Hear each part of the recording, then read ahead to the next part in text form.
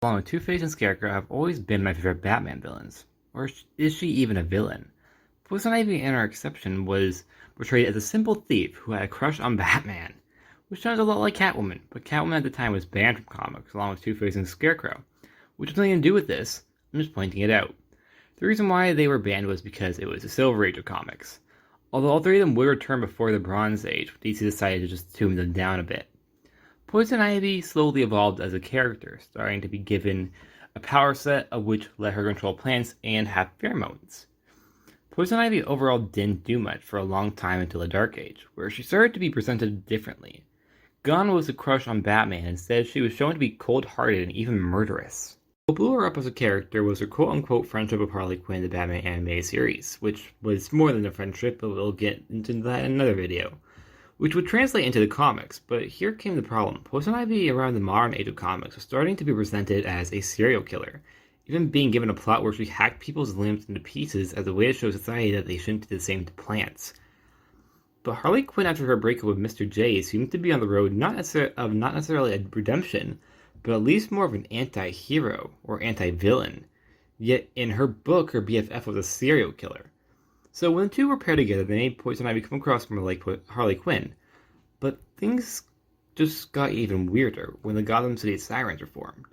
Well, some could dismiss Harley wouldn't care, but Catwoman, on the other hand, outright was becoming a superhero in her own right in her comic, even if she was still a bit villainous being a thief. But then why was she hanging out with a serial killer? So in the Gotham City Sirens run, she was portrayed being more of an anti-hero, while in Batman comics she was presented in her serial killer type persona.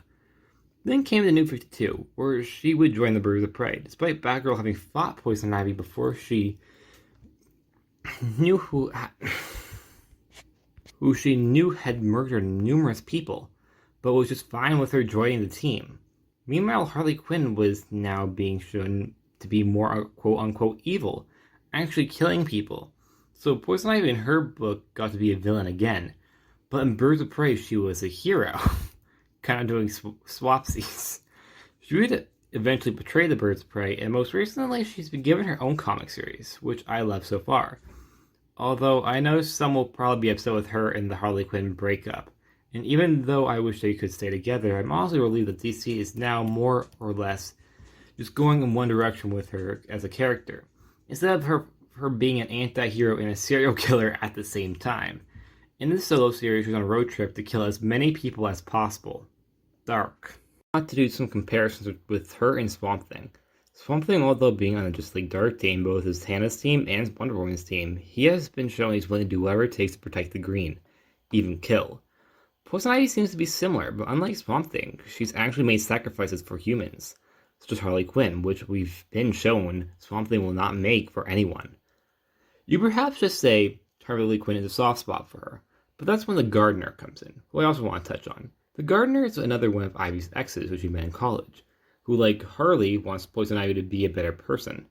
I actually like her character, but that's not why I'm bringing her up. The Gardener and Ivy still remain to care about one another. In Pamela going on a road trip just murdering people, we are actually given a flashback to the Gardener talking with her. It comes across like the Gardener is in no capacity afraid of her, like she knows Pamela won't hurt her, making one more of the list of people she will protect despite her claims that everyone on the Earth must die.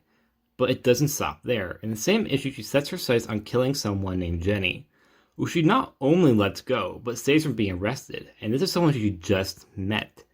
Maybe Ivy isn't as evil as she thinks, or at least others think she is. Also, what prompts me to make this video is what they seem to be making on the next season of Harley Quinn. They seem to be going with an exploration of this idea that Poison Ivy and Harley Quinn aren't compatible, as Poison Ivy is willing to kill innocent people while Harley Quinn isn't. Do you like Poison Ivy as an anti-hero or a villain? Or neither? Do you not even like her character at all? Personally, I really like her character, and I prefer her being a villain over an anti-hero, but that's just my opinion. Like always, please like, subscribe, and I'll see you guys next time.